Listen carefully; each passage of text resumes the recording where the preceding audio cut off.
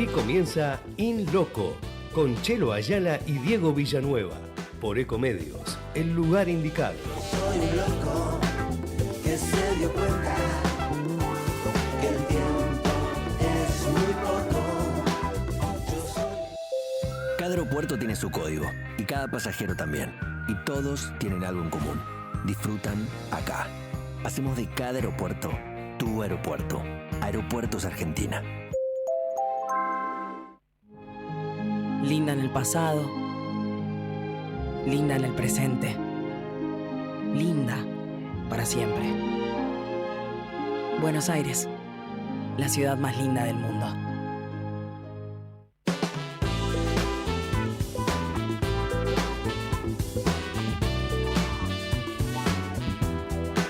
Hola, buen mediodía, bienvenidos a In Loco. Aquí los estamos acompañando desde Ecomedios, AM 1220, www.ecomedios.com. Les recordamos, por supuesto, la posibilidad de contactarse con nosotros a través de las redes sociales, siempre en Ecomedios. Y, lógicamente, el saludo de Diego Villanueva y Chelo Ayala, quienes los estamos acompañando en esta hora, aquí de 13 a 14 por AM 1220. Javier Martínez en la operación técnica de nuestro programa, último programa del año que comienza de esta manera.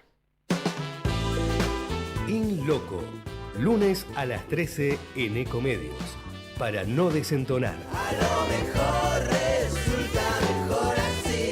Y otro de los temas que se está tratando y que hoy es agenda es el tema de una nueva cepa de una gripe, H3N2K, donde, bueno, ya hay varias provincias que están enviando sus muestras al Malbrán para ver y chequear si es esto. Ya hubo casos confirmados, es una gripe que se contagia muchísimo. Vamos a hablar con el médico cirujano, doctor en medicina y cirugía, magíster en administración de servicios de salud y magíster en salud pública, también es docente universitario, el doctor Oscar Atienza. Acá lo saludamos, Chelo Ayala, Diego Villanueva, Ramiro Pose. ¿Qué tal, Oscar? ¿Cómo le va? Hola, ¿qué tal? ¿Cómo están? Gracias por la comunicación, un gusto siempre. Muchas gracias por atendernos igualmente. Bueno, hay que preocuparse, está complicada la situación. Si uno tiene un pariente que viene de Europa, ¿qué tiene que hacer? Bueno, si viene de Europa y tiene síntomas gripales, obviamente es una persona que tiene que estar aislada por unos días, con uso de barbijo, lavado de manos, ventilación de ambiente, como para no contagiar al resto de la familia. En sí es una variante del virus de la gripe A, que es la H3N2, que está con nosotros desde el año 68, es decir, lleva más de 50 años. El tema es que ha hecho una mutación ahora y esta mutación pareciera ser un poquito más contagiosa, pero no es más letal. Y en algunos lugares de América, digamos, en América del Norte y en Europa, se están produciendo un aumento de la cantidad de casos, producto de que es una enfermedad netamente estacional, es decir, se da en el invierno. Acá en Argentina ya no veo que tengamos por ahora así por qué preocuparnos. Me da la impresión de que vamos a tener casos, producto de toda la gente que viaja en estos días y las 2 o 3 primeras semanas de enero hacia el hemisferio norte, y desde allá vendrá contagiada. Por lo que vamos a tener casos en todo el país, pero me parece que nosotros el pico lo tenemos que esperar después de mayo, que cuando empieza lo frío, la gente empieza a cerrar las ventanas y a partir de allí empiezan los contagios masivos, ¿no? Ahí siempre ahora, la pregunta es, porque automáticamente cuando se habla de esto, la gente automáticamente vuelve a lo traumático del COVID, del encierro, ¿hay alguna relación? No, eso no va a pasar. Pero no hay ninguna relación, ¿no?, entre estos bichos, digamos. No, absolutamente nada. El COVID, a ver, en ambos casos se tratan de pandemias, porque conceptualmente una pandemia es una enfermedad que aumenta la cantidad de casos en más de un país o una región. Entonces está bien, el dengue también es pandemia. Ahora, el COVID fue una enfermedad nueva, un virus nuevo, no sabíamos cómo tratarlo, no sabíamos cuál era la fisiopatogenia de la enfermedad, no teníamos vacuna, no teníamos nada, era un virus emergente, nuevo. Hasta que se lo conoció pasó un año. Este virus ya lo tenemos desde hace tiempo. Hay una nueva variante, una nueva cepa. En marzo, abril estará la vacuna específicamente para esta variante, pero para nada vamos a un escenario de encierro o algo parecido al COVID. Eso no va a pasar. De hecho, este año ya tuvimos acá en la Argentina un aumento de casos, un 20% más de casos de gripe que el año pasado y un 48% de casos más graves. Digo, esto ya lo hemos pasado acá. Bien. Sí creo que en este invierno que se viene, el 2026, vamos a tener ahí una presión un poquito mayor sobre los servicios de salud, pero para nada es una situación equiparable a la del COVID, ¿no? Pues este virus ya lleva 57 años entre nosotros. Doctor, lo aprovecho para una duda que tengo ya hace un montón de tiempo, que se me viene refrescando cada año y siempre no puedo agotarla. Uno se contagia cuando se expone al frío, por ejemplo. Usted decía de cerrar la ventana. Uno se expone al frío, qué sé yo, en cuero, sin remera, y eso lo resfría, lo engripa, ¿le produce algo o es solamente el virus el que lo enferma? A ver, excelente pregunta. El frío no enferma. Usted puede estar en la Antártida desnudo y se va a morir de hipotermia, no se va a morir de gripe. No hay ningún tipo de posibilidad de que se muera de una gripe. ¿Por qué? Porque la gripe es una enfermedad contagiosa, se contagia de otra persona. Entonces, ya sea en verano, en invierno, en cualquiera de los casos, si usted está al lado de una persona con gripe, se va a contagiar. Si no, no hay modo de contagiarse. Puede estar en el lugar más helado del mundo, que lo peor que le puede pasar es que se le resequen las mucosas nasales y eso le produzca un poco de agua, de agüita de la nariz. Ni siquiera es moco o como se produce en el caso de la gripe. Así es que en eso el frío no enferma. Lo que enferma claro, es el virus, pues son contagiosos. Es decir, si usted está en la Antártida solo, no hay forma de que se contagie de este tipo de enfermedades, más allá de que tenga o que pueda pasar frío. Así que en eso, siempre que hay una persona con gripe, hay que ventilar, abrir los espacios y de ese modo evitamos los contagios. Yo hago una que tiene que ver con el hisopado de Fauces, famoso, ¿no? Cuando uno está asintomático, póngale, ahora yo estoy fenómeno, no tengo ni tos, no me duele la garganta, estoy fenómeno. Si yo voy ahora y me hago un hisopado, en ese hisopado puede llegar a salir algo y puedo ser tratado asintomáticamente para adelantarme a que este muchacho se me despierte. No, para nada. Si está asintomático, lo más probable es que hasta le dé negativo, porque no tiene carga viral suficiente como para producir sintomatología. Así que lo más probable es que le pueda dar, lo más probable es casi en el 100% de que le dé negativo ese test. Más allá de que puede tener partículas virales, ¿no? A ver, si usted ya tuvo gripes este año o está vacunado, la gente que está vacunada contra la gripe se contagia, no va a hacer la sintomatología, o por ahí puede tener un piquito de fiebre en un momento.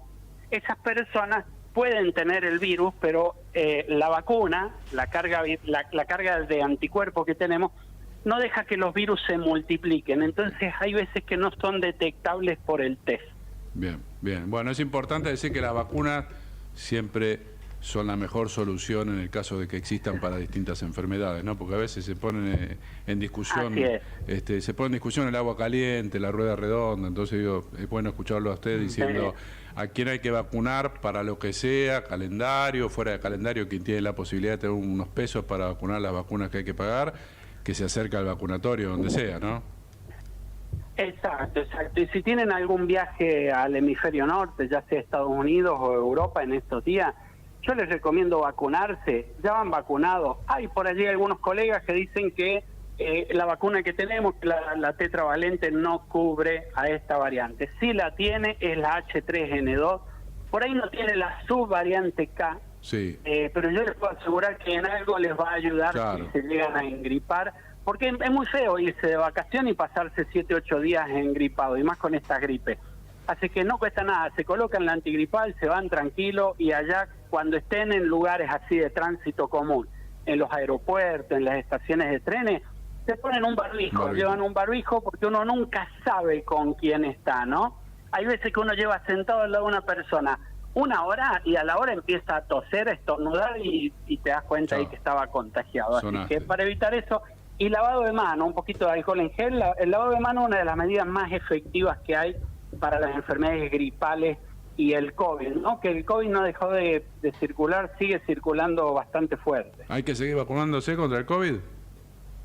Y por lo menos las personas de riesgo es recomendable que una vez al año, sí, personas que tengan problemas de salud, yo sí los recomiendo, ¿no? Mayores de 65 años también, porque es una enfermedad que este año también se dejaron de vacunar y la gravedad de las enfermedades, del cuadro, aumentaron. Y también el tiempo, ¿no? Era una enfermedad de 10 días, ya este año estuvimos en por lo menos 20 días de enfermedad, y eso es porque la gente no se está vacunando, ¿no? Fenómenos estos antivacunas que han progresado en estos últimos tiempos nos juegan en contra por ahí. Aparte es cómodo vacunarse porque uno puede llevar objetos de metal pegados al cuerpo, la llave, no se le pierden las cosas.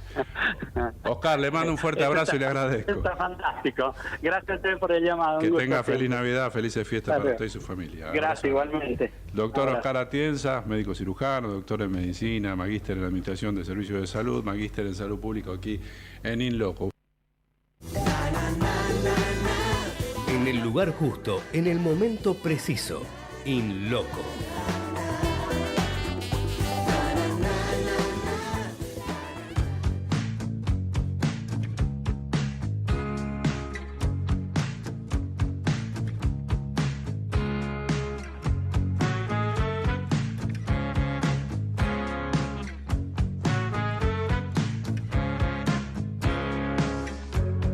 Son los momentos de oscuridad los que terminan definiendo que esas heridas van a sanar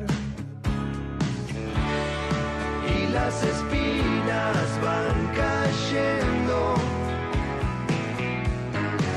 Hace tanto que ya no soy yo, en silencio sin perder la voz, lo que siento y no puedo decir, me quema el cuerpo,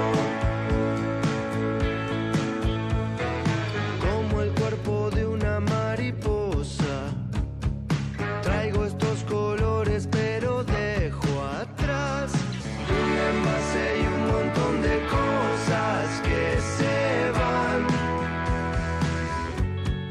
No me resigno, vuelvo a buscar la revancha, el fuego y mi lugar. Hace tanto que ya no soy yo, en silencio sin perder la voz, lo que siento y no puedo decir, me quema el cuerpo.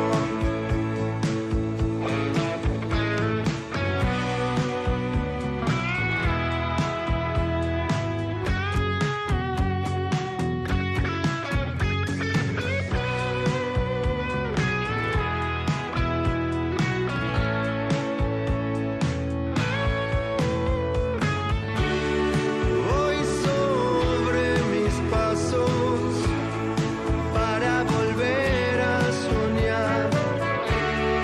Quiero dormirme en tus brazos. Hace tanto que ya no soy yo, en silencio sin perder la voz, lo que siento y no puedo decir, me quema el cuerpo, pero creo que me equivoqué, avanzando sin retroceder, tengo al menos una chance más y estoy despierto.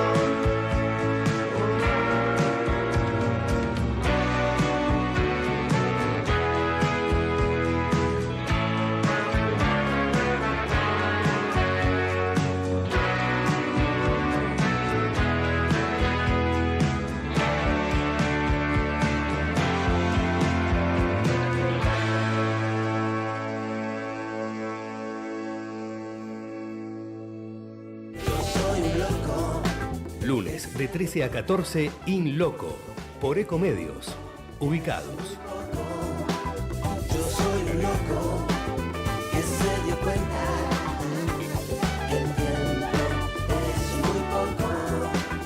Sí, estamos comunicados con el ministro de Desarrollo Humano y Hábitat de la Ciudad Autónoma de Buenos Aires, que es Gabriel Mraida. Gabriel, ¿cómo te va? Diego Villanueva soy.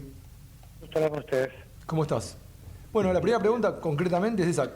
¿Cómo están afrontando desde el ministerio con el tema de la gente en situación de calle? Mira, en este momento tenemos 55 camionetas recorriendo toda la ciudad, más 25 motos recorriendo e intentando identificar cualquier persona que esté en situación de calle, para poder derivarlos a alguno de los 47 centros de inclusión social, los paradores que tenemos, donde las personas pueden encontrar un lugar donde comer, bañarse, dormir, pero también para poder salir adelante y no volver a la calle. Y además tenemos un número de teléfono que es el 108, para que cualquier vecino de la ciudad pueda notificarnos si ve una persona en calle y que nosotros con estas camionetas podamos acceder al punto y generar la derivación. Es decir, tenemos móviles, camionetas y motos, paradores y una línea telefónica que atiende las 24 horas. Respecto del 108 es interesante eso porque todos vemos gente durmiendo en la calle, lamentablemente cada vez más. O sea, uno ve a alguien y te llamo, te asterisco 108 y llamo y lo cuento. Sin asterisco, directamente el 108. Ajá. Lo único, o sea, el dato fundamental en el llamado es un llamado muy sencillo, muy rápido, es poder notificar en qué lugar de la ciudad viste a esa persona en calle. Después el operador te hace alguna otra pregunta opcional, por ejemplo, si viste niños o si ves alguna estructura, para darnos más información y que cuando nosotros lleguemos con el equipo adecuado. Claro. Pero lo más importante es el lugar donde viste a la persona en calle. Y como los móviles están recorriendo todo el tiempo la ciudad, el auto que esté más cerca automáticamente es derivado de ese punto y se intenta ayudar a la persona que esté en la calle. Ministro, buen día. Marcelo Ayala lo saluda. ¿Cómo anda? ¿Bien? Buen día. Gracias. Verdaderamente estábamos preocupados con Diego la semana pasada y uno siempre lo está viendo la situación. Yo recuerdo que desde la pandemia en adelante verdaderamente la evolución de la gente en situación de calle fue exponencial. Imagino que ustedes tienen números para saber más o menos cuáles, cuantitativamente, ¿no? Digo, cuántas personas están en situación de calle y de ellas cuántas son niños. Así es, nosotros relevamos 2 veces por año, fundamentalmente para poder adecuar todo nuestro sistema de respuesta a la cantidad de personas que podamos haber relevado. Y efectivamente hay 2 fenómenos que son complejos y que vale la pena destacar. Por un lado, en los últimos 5 años se triplicó la cantidad de personas en calle, hoy tenemos 5.000, y eso responde en alguna medida a unos años de mucha fragilidad social y económica que venimos arrastrando en la Argentina. Pero eso coincide con, sobre todo después de la pandemia, como bien vos marcabas, con una crisis no solo social y económica, sino una crisis de salud mental. Y eso se ve en muchas ciudades del mundo. En Argentina coinciden un aumento en los casos de adicción y salud mental con muchos años de mucha fragilidad social y económica. Ese combo explica en alguna medida que haya aumentado la cantidad de personas en la calle. ¿Vos tenés el número de aumento de gente en la calle en los últimos 2 años? Sí, nosotros tenemos, en el último relevamiento dio 5.000 personas en calle, hace 2 años estaba un poco por encima de 3.000. Y si vamos un poco más atrás, 5 años atrás, estaba en torno a 1.700. Es decir, que en 5 años se triplicaron las personas en calle. Bien, una consulta más que respecto de lo anterior. El tema paradores, hay mucha polémica, hay mucha discusión respecto de eso, de cómo es el régimen de los paradores, qué requisitos hay para que la gente pueda estar ahí. ¿Me podés contar más o menos cómo es eso? Mira, una de las cosas que escuchábamos frecuentemente y con mucho sentido es que, por ejemplo, una persona te decía: yo no quiero ir al parador porque me separan de mis hijos. Y la verdad que es un punto absolutamente razonable. Entonces, lo que hicimos desde que asumió Jorge Macri fue segmentar los paradores. Es decir, no cualquier persona va a cualquier parador, sino que hoy tenemos paradores nuevos que son específicos, por ejemplo, para hombres solos, otros para mujeres solas, otros para familias, otros para personas que están con algún padecimiento de salud mental. Cosa de que en cada parador una persona no solo pueda salir de la emergencia, es decir, comer, bañarse y dormir, eso es importante pero no es suficiente, sino que también en el parador hay un equipo de profesionales que trabajan específicamente en la necesidad de cada persona. Por ejemplo, si hay un chico, que ese chico no deje de ir al colegio. Si alguien necesita iniciar un tratamiento de adicciones, que pueda encontrar los profesionales adecuados. Si necesita un curso para reforzar un oficio y conseguir trabajo, que encuentre eso. Entonces, hoy los paradores tienen características adecuadas a cada trayecto de vida.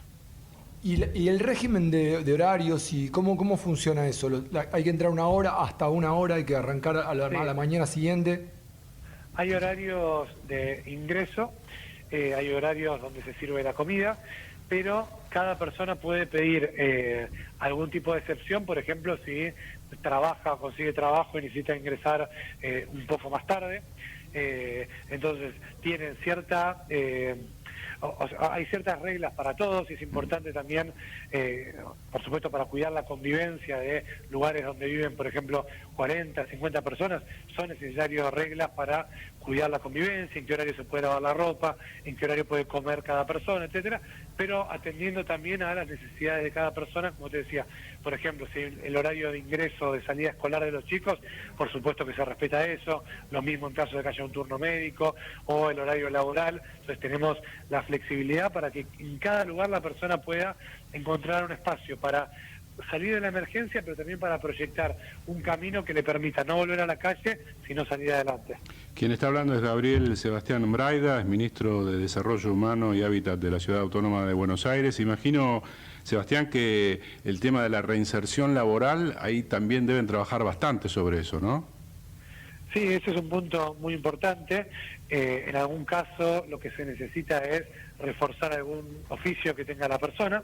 En otros casos es mejorar el proceso de diseño de currículum. Y en todos los casos nosotros trabajamos con más de 60 empresas en lo que se llama intermediación laboral. Es decir, poder identificar qué perfiles tenemos en nuestros paradores, cuáles son las búsquedas que hay abiertas en las distintas empresas y poder conectar la búsqueda con el perfil que tenemos. Para eso también tenemos un equipo de mentores en cada parador que ayuda a la persona a prepararse para la entrevista laboral, para eventualmente, en el caso de que quede, en el inicio de el nuevo trabajo, y si por algún motivo no queda en la entrevista, también en la resiliencia necesaria para sobreponerse a esa frustración e intentar de nuevo en otra oportunidad. Ahí todo empieza también por el sentimiento humano que puede tener uno cuando ve a una persona en situación de calle, y por eso es importante reiterar que la primera acción que uno puede tomar, aparte de la interpersonal, de acercarse si lo cree necesario o si quiere, es llamar al 108, ¿no?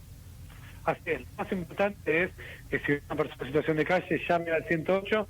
Nosotros tenemos de la Ciudad de Buenos Aires equipos profesionales, móviles recorriendo la ciudad, los paradores bien adecuados para poder dar la mejor respuesta posible a cada persona. Lo que sí seguimos necesitando es que cada vecino de la ciudad pueda llamarnos al 108. Bien, Gabriel, muchas gracias.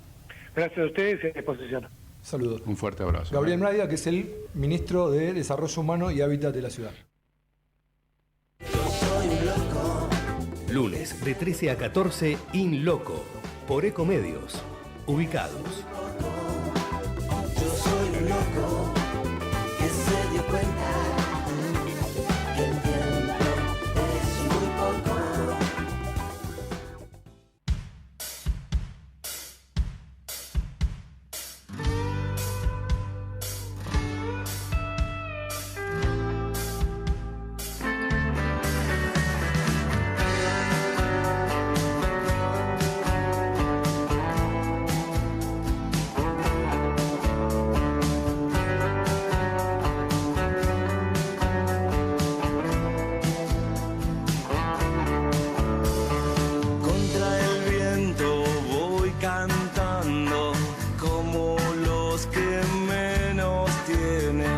Siempre alegre, caminando, sin pensar en lo que viene.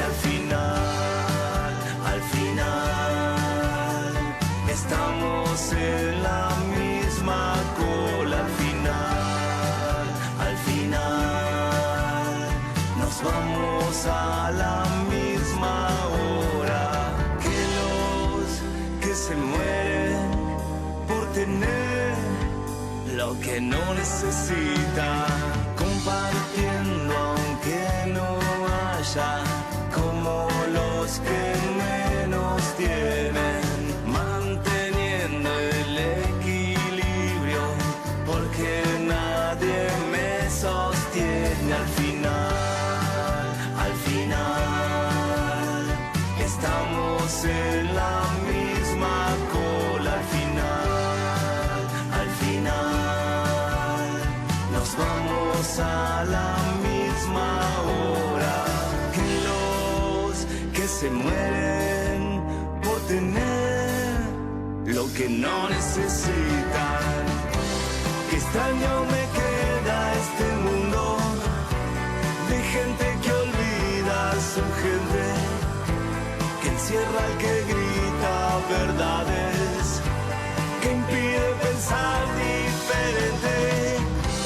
Qué extraño me queda este mundo donde no hay calor para todos igual, donde a algunos les falta en la panza lo que a otros les sobra y lo piensan tirar.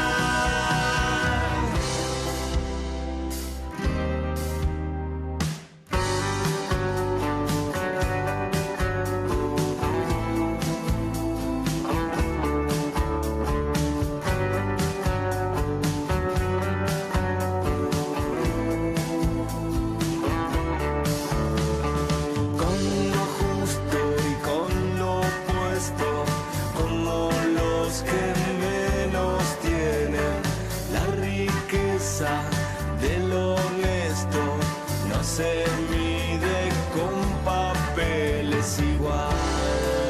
Al final nos vamos a la misma hora. Qué extraño me queda este mundo de gente que olvida a su gente, que encierra al que grita verdades, que impide pensar diferente. Qué extraño me queda este mundo donde no hay calor para todos igual, donde a algunos les falta en la panza lo que a otros les sobra y lo piensan tirar.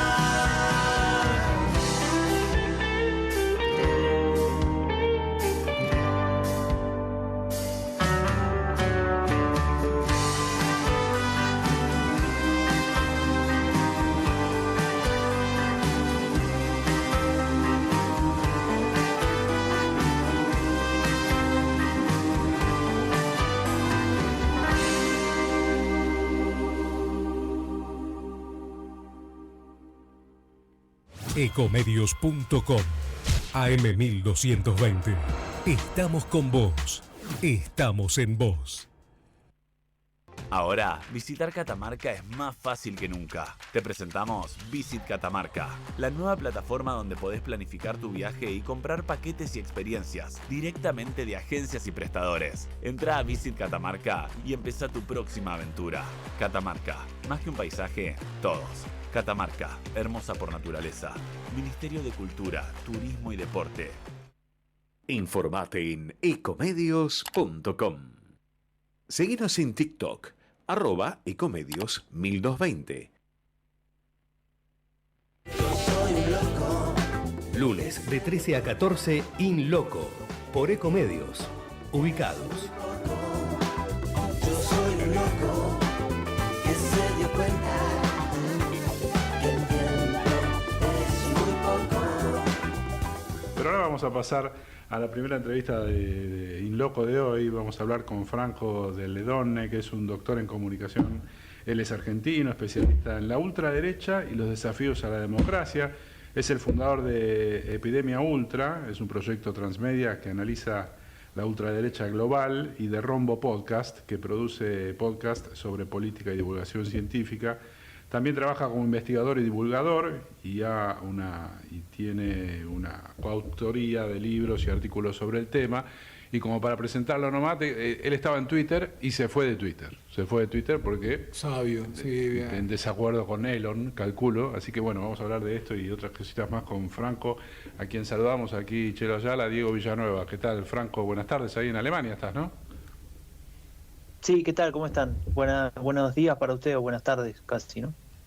Bueno, una alegría tenerte acá y Diego es un gran seguidor del trabajo que vos haces, que publicás también en redes y por ahí fue el contacto. Así que la primera pregunta es, a través de todos los estudios que vos vas haciendo y a través del análisis que vas realizando, ¿cuál es el mundo en el que nos encontramos ahora? ¿Es un mundo pre-Guerra Fría? ¿Es un mundo post-Guerra Fría? ¿O es un mundo completamente nuevo donde hay una derecha reconfigurada que plantea otros desafíos? ¿Qué es lo que estamos viviendo? Porque verdaderamente estamos desorientados. Eso sí es la realidad.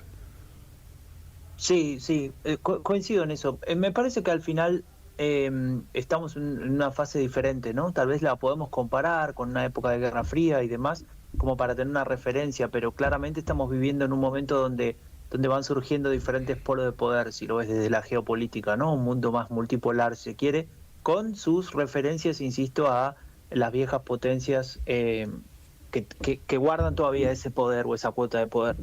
Con respecto al tema ideológico, creo que en todo el mundo lo que estamos viviendo es algo que tal vez hace 15 o 20 años era inimaginable, y es el crecimiento de un pensamiento que podríamos ordenar en una ideología llamada ultraderechista. Después podemos discutir concretamente qué es eso y qué significa en cada lugar del mundo, porque también es cierto que el contexto modifica o condiciona, si quiere, esa visión, pero a grosso modo es un paraguas ideológico que de alguna manera termina reivindicando valores que van en contra de lo que serían los valores democráticos, los valores del Estado de Derecho, los valores de la convivencia democrática, de intentar encontrar el consenso a través de compromisos o a través de ponerse de acuerdo, ¿no? Y encontrar lugares donde podamos tener cuestiones en común y no estar apelando constantemente a la polarización y el disenso. Y creo que eso es algo novedoso, porque desde el fin de la Segunda Guerra Mundial no había fuerzas políticas con ese tipo de pensamiento que fuesen relevantes desde el punto de vista político, es decir, que pudiesen condicionar gobiernos o incluso llegar al gobierno, ¿no? Y eso es lo que estamos viendo desde más o menos la llegada de Trump al poder para acá.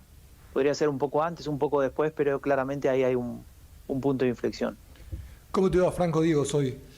Te consulto, ¿Qué tal? ¿Cómo estás? Bien. Te consulto respecto de ¿cuál es la razón por la cual estos proyectos ya se vieron, vos decías recién, en la post-Segunda Guerra, pueden volver a fortalecerse? ¿Cómo vuelven a crecer teniendo en cuenta los resultados que ya dieron y la experiencia que la humanidad ya conoce detrás de esos proyectos?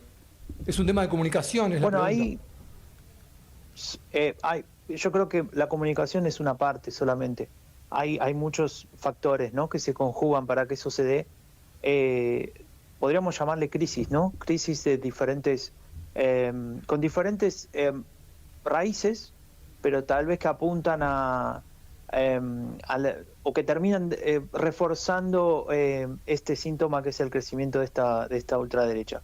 A ver, una crisis clara que vemos en todo el mundo es el crecimiento de una inseguridad económica, ¿no? Si lo ponemos del lado de lo material, si queremos verlo desde ese punto de vista. Entonces ahí hay una situación en la cual había una promesa histórica que era la del trabajo, el estado de bienestar, donde el Estado se ocupaba de ciertos aspectos y ciertos elementos de la vida que tal vez nos superaban, y que ese Estado iba a estar presente ahí para cuando vengan tiempos difíciles. En muchos lugares eso se fue, estoy hablando a largo plazo, eso se fue desarmando, fue decreciendo, fue penetrando unas ideologías que tal vez nos ofrecían un mundo donde el Estado estaba menos presente.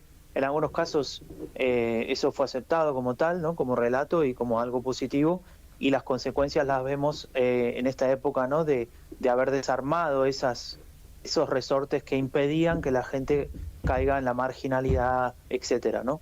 Ese aspecto, si se quiere, económico, tiene su contraparte en otra crisis, que es una crisis más política, donde tal vez a través del rompimiento de esa promesa y de la decepción con los diferentes partidos políticos, con las promesas incumplidas y demás, terminan generando una sensación de que los partidos políticos no solucionan los problemas principales o que al menos no ponen atención en ellos.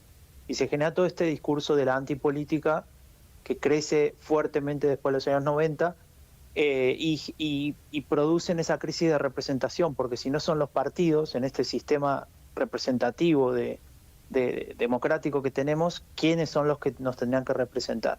Ahí vemos algunos surgimientos de figuras outsiders de la política.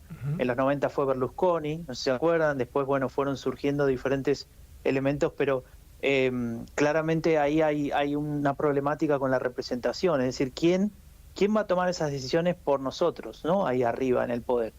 Y el último elemento creo que es clave y es el que más marca esta época, que es una crisis de identidad, ¿no? Donde empiezan a aparecer valores o discusión sobre determinados valores, y esas discusiones no buscan un consenso, sino que buscan un disenso, ¿no? Lo que les decía al principio.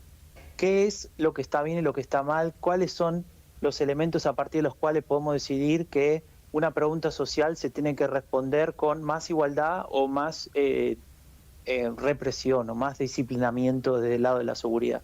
Y ahí creo que en ese conjunto de crisis aparecen este tipo de partidos que, como decís vos, parecían que tenían una agenda perimida, una agenda que había demostrado que no había funcionado y que al contrario nos había llevado a la peor tragedia del siglo XX, que de alguna manera, con un discurso, con una suerte de eufemismos, logran penetrar en lo que serían las instituciones y los sistemas democráticos con las reglas de esa democracia y ofrecer no tanto una propuesta, porque es muy difícil encontrar la propuesta concreta abiertamente, sino una suerte de descripción de esa situación, de ese enojo, de ese descontento, de esa desconfianza.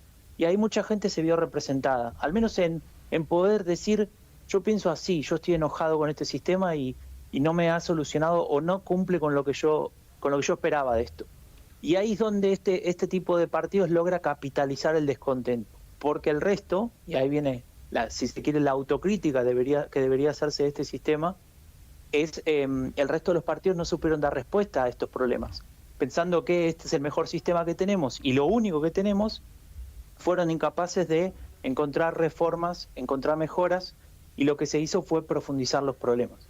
Insisto que esto es una visión bastante de largo plazo, ¿no? Hay que imaginarse de los años 80 hacia acá, que es donde empiezan a surgir estos partidos de derecha radical o de ultraderecha, pero hoy vemos de alguna manera el fin de ese proceso. El fin, vos decís el pináculo, digamos, están como la cresta de la ola. Exacto. Ok. Y respecto de esto, ¿vos ves un ciclo también en esto? Porque todas las experiencias que vos planteás son cíclicas. De hecho, en Estados Unidos el ciclo pinta como que es más corto y que los banquinazos son de a cada 4 años. Uh-huh. ¿Vos ves un ciclo en este proyecto? Eso, a ver, depende de qué es lo que estamos observando, ¿no? Yo lo que veo es que yo vivo en Alemania, ¿no? Como decían antes cuando me presentaban. Uh-huh. Cuando yo llegué a Alemania en el año 2010, hace ya bastante, ¿no? 15 años, era imposible que hubiese un partido de ultraderecha, claro, siquiera teniendo una referencia de votos, ¿no? Los partidos que había, perdón, de ultraderecha eran partidos muy pequeños que tenían, no sé, 3, 4% de los votos. Punto, fin. Y si surgía alguno, duraba una elección y después desaparecía. La ultraderecha actual, Alternativa para Alemania, es un partido que hoy está primero en las encuestas. Tiene un punto por encima de la Unión Demócrata Cristiana, que es el viejo partido de Merkel, no sé si recuerdan, ¿no? Digamos, la centro derecha.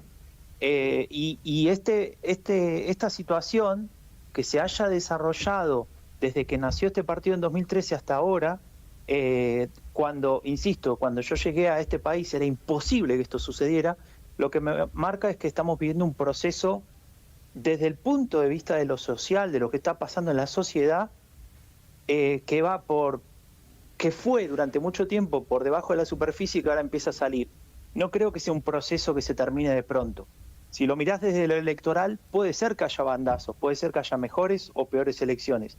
Pero si lo mirás desde el descontento social, desde la situación que reflejan solamente las elecciones, ¿no? Ese enojo o esa decepción aparece claramente. Y ahí hay otra cuestión también que lo contaba en este podcast que comentaban antes de Epidemia Ultra, que tiene que ver también con tal vez un relato, ¿no?, que estamos teniendo cada vez más presente en el consumo que tenemos, por ejemplo, de redes sociales o de este tipo de plataformas, y es la idea de que uno se puede salvar solo, ¿no? De que si uno se esfuerza, va a generar una suerte de dinámica del mérito a partir de la cual uno va a recibir sí o sí la recompensa, ¿no? Y si no recibe la recompensa, será porque no se esforzó lo suficiente. Entonces siempre va a haber una respuesta para esa situación negativa, y lo que vemos en esa propuesta es que si bien el mérito obviamente es un factor y es importante y no hay que perderlo porque nos sirve como guía y como referencia, si se quiere,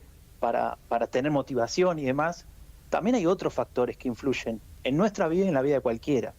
Y esos factores muchas veces no dependen de nuestra mano, de nuestro esfuerzo, de nuestro tiempo, de las ganas que tengamos, dependen de otras cosas.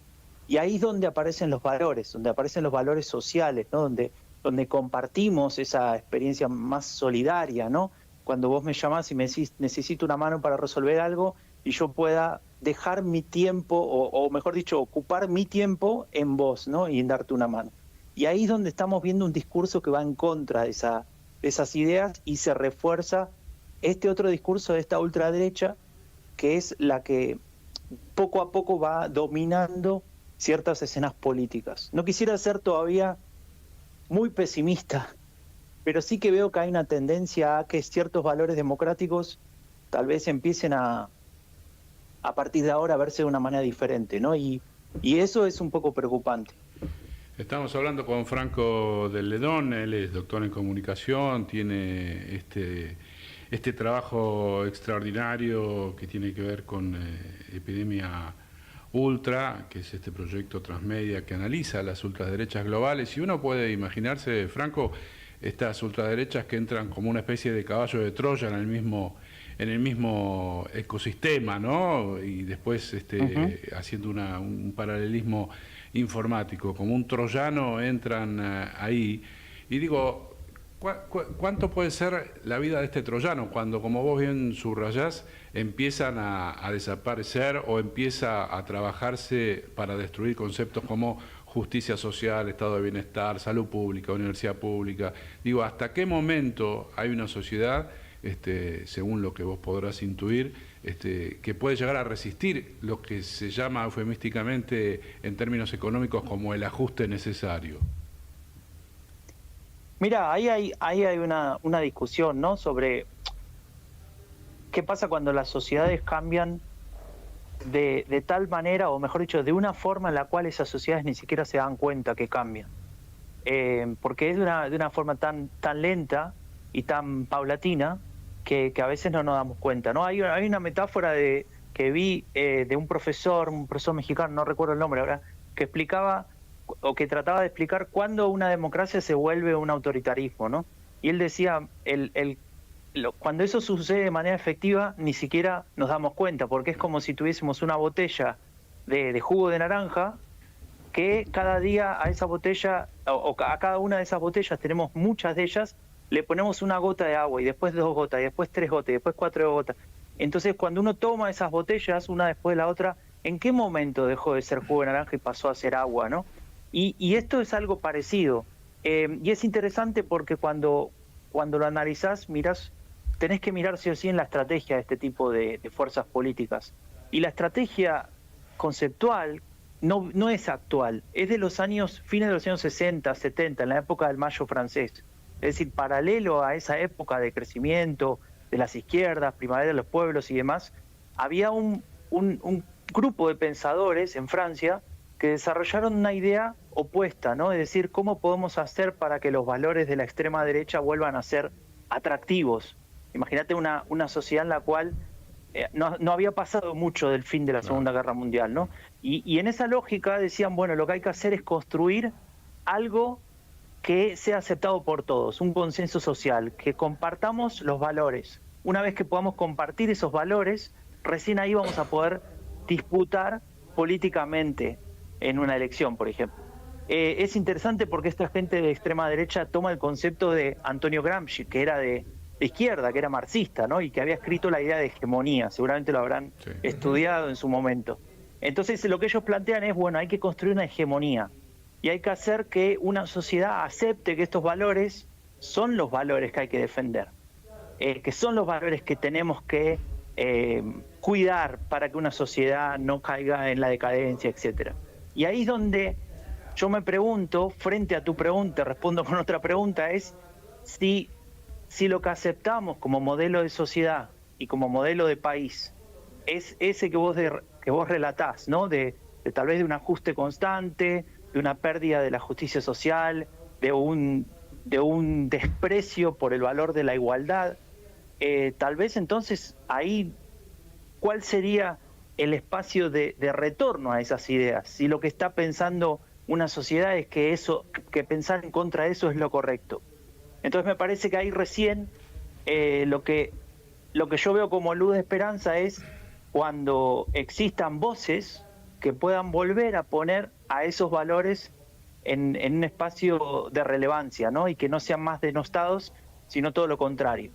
Es muy difícil porque ahí se cruza la coyuntura. Entonces, si me hablas de Argentina, tenemos un montón de líos, ¿no?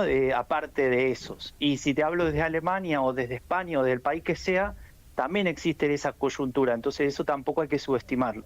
Franco, pero sí que veo una situación complicada en ese sentido. Perdóname, tengo 10.000 preguntas, pero primero se me ocurre, ¿paga menos costos este tipo de proyectos en términos de opinión pública? Me pasa con el fútbol, viste que en el fútbol cuando viene un técnico, vos sos futbolero, viste cuando viene un técnico que pregona valores de juego bonito, de jugar la pelota por abajo, de respetar una identidad futbolística, si ese pierde, se le cae a la nuca. Ahora, si el que viene a revolearla para cualquier lado pierde, bueno, pasa nada. La pregunta es, en este caso, este tipo de propuestas, ¿paga menos costos que la de la justicia social, si querés decirle? A ver, eso hay que discutirlo todavía, porque no han gobernado lo suficiente. Es decir, podemos discutir un partido político X, sea el que sea, da igual la ideología, de un país que gobernó en diferentes periodos y que tiene un cierto desgaste, si se quiere, ¿no? Como esto que acabas de explicar. Ahora, en esta nueva ola de derechas radicales que llegaron al gobierno hace no mucho, es decir, Donald Trump tuvo un periodo, ahora está en el segundo, y si miramos la elección le fue mal en la que perdió, digamos. Después volvió a ganar, pero en la que perdió le fue mal. O por ejemplo, Bolsonaro tampoco fue reelegido. O por ejemplo, Meloni lleva sus primeros 3 años en el poder, posiblemente renueve, pero todavía tiene que resolverse. Y así podría mencionarte algunos más, ¿no? Ahora bien, lo que yo veo es que cuando ese tipo de líderes políticos de partidos tendría que pagar un costo porque, por ejemplo, no cumple con determinadas expectativas o promesas, la diferencia tal vez con un gobierno democrático, de partidos democráticos, es que en ese tiempo en el poder, si fueron lo suficientemente rápidos, crearon las condiciones para que ese costo no deba ser pagado. ¿Por qué? Porque las elecciones no son limpias, o porque la justicia está cooptada, o porque el poder legislativo también es adicto. Y acá no estoy, no estoy teorizando, sino que te podría nombrar al menos el caso de Hungría, con lo que pasó con Víctor Orbán, que fue renovando paulatinamente la Constitución y generó las condiciones para que sea muy difícil que él tenga que pagar algún tipo de costo electoral, si querés, en principio, y lo mismo con Nayib Bukele en El Salvador, por ejemplo. Por nombrarte 2 ejemplos, si quieres, opuestos o alejados, quiero decir, geográficamente. Claro. Y ahí donde aparecen esas diferencias y donde me parece que podrían llegar a pagar un costo político en el caso de hacer un mal gobierno, pero en ese punto puede ser que las condiciones por algo son un partido o son partidos de ultraderecha y no de derecha tradicional o mainstream, que hubiesen generado las condiciones para que eso ya no funcione así, ¿no? La última, Tiago, tendríamos 1000. ¿Qué ves en la elección de Estados Unidos de Nueva York con el triunfo de Mamdani?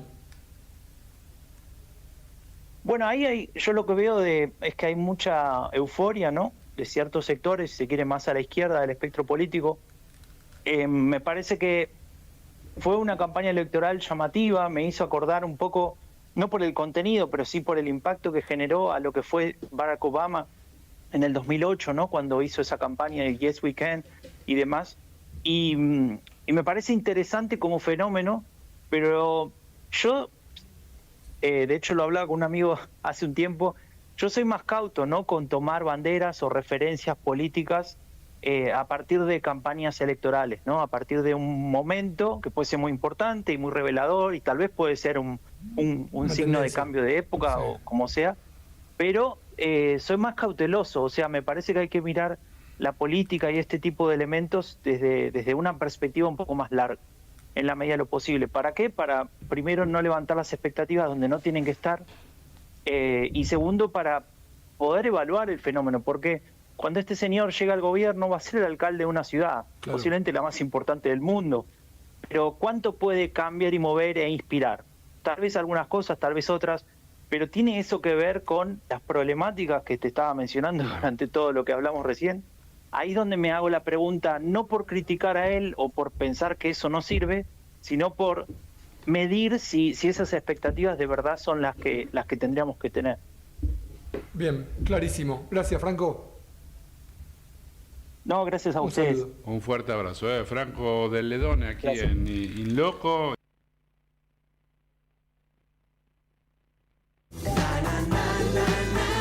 En el lugar justo, en el momento preciso.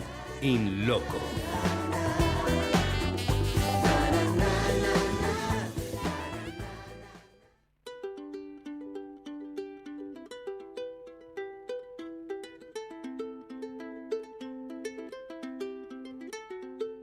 Tuve la sensación del mundo entre las manos, la sensación de perderlo en un segundo.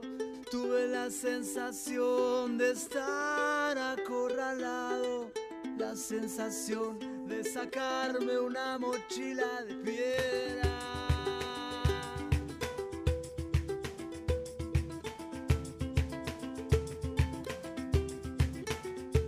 Tuve la sensación marchando codo a codo, la sensación de andar por el costado. Tuve la sensación de estar enamorado, la sensación de estar congelándome.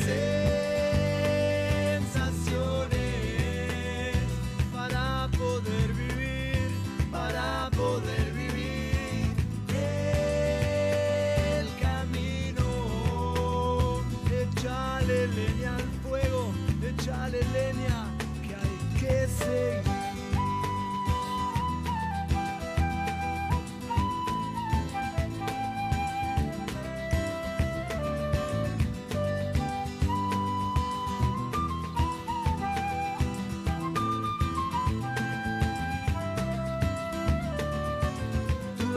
Sensación, la del campeón del mundo, la sensación de no ganarle a nadie.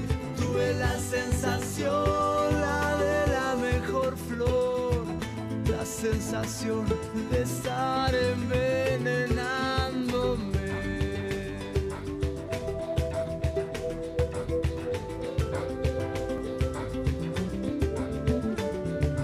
Tuve la sensación de ser el más mimado, la sensación de ser insoportable. Tuve la sensación, la muerte tan cerquita, respirar profundo, la vida en todos lados. Sensaciones para poder vivir, para poder vivir. Échale leña al fuego, échale leña que hay que seguir.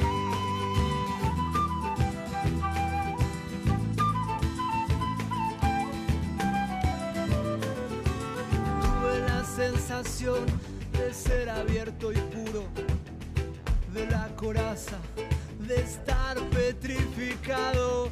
Tuve la sensación del culo acomodado, la sensación de dejarlo todo por amor. Sensaciones para poder vivir, para poder vivir.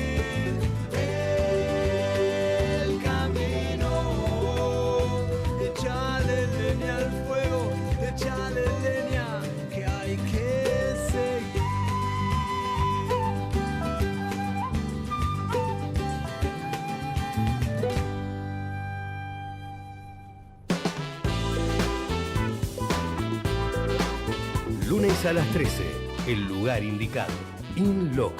In Loco.